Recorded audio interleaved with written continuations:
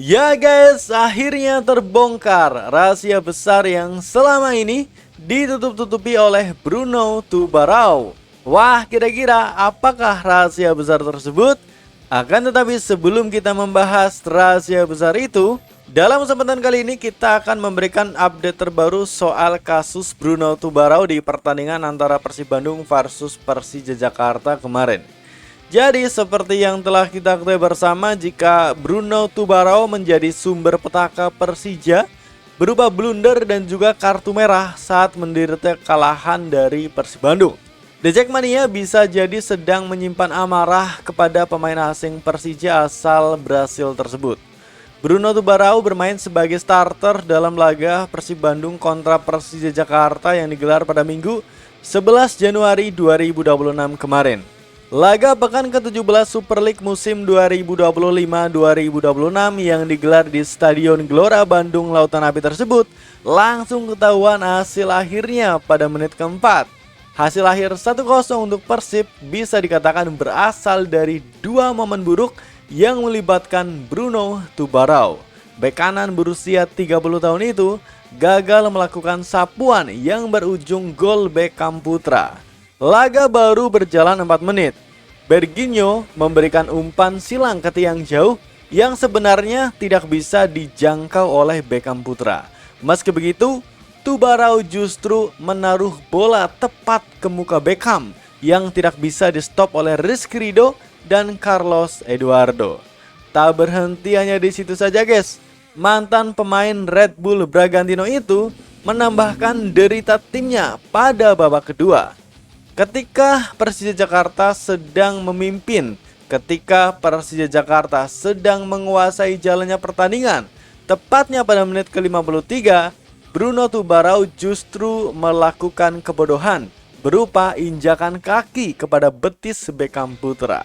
Sebenarnya nih guys, ia sudah berhasil memenangi duel dengan Beckham Putra ketika merebut bola, tetapi kemudian justru menaruh telapak kakinya terhadap etam.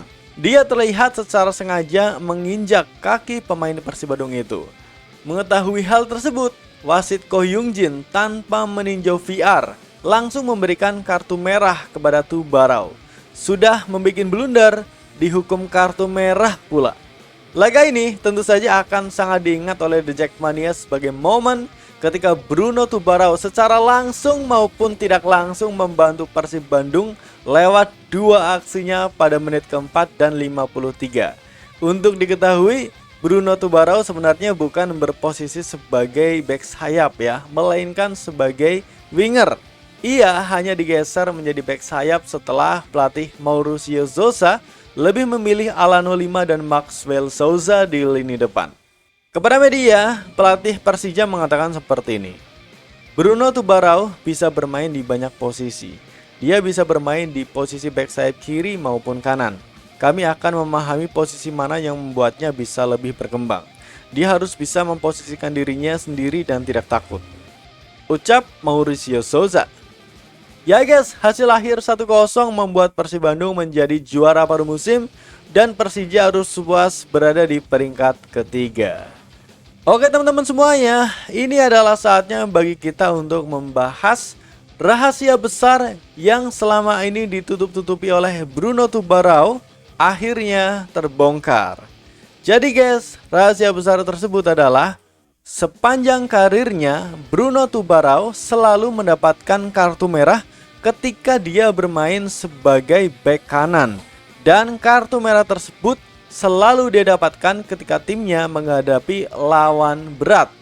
Jadi guys, seperti yang dikutip dari situs resmi transfermarket.com pada tahun 2024 silam, tepatnya pada 25 Agustus 2024, ketika timnya Atletico yang bermain di Serie A Brasil bertemu dengan lawan berat Juventus, Bruno Tubarão juga diturunkan sebagai starter. Nah, di laga tersebut, Bruno mendapatkan kartu merah pada menit ke-80. Tak hanya itu guys, 1 tahun sebelumnya Bruno Tubarão juga mendapatkan kartu merah ketika dia bermain di posisi bek kanan. Saat timnya masih bermain di Serie B, Bruno Tubarão dan kawan-kawan harus bertemu dengan lawan berat Villa Nova FC. Membutuhkan kemenangan untuk memperbaiki peringkat mereka, Bruno Tubarão justru melakukan blunder yang sama, yaitu mendapatkan kartu merah pada menit ke-65. Artinya guys, kartu merah yang didapatkan oleh Bruno Tubarão di Persija ketika bertemu dengan Persib Bandung kemarin bukanlah hal baru, karena Bruno ini selalu atau sudah terbiasa mendapatkan kartu merah di klub sebelumnya. Jadi ini secara langsung maupun tidak langsung adalah risiko bagi Persija Jakarta yang merekrut pemain dengan sejarah kartu merah ini.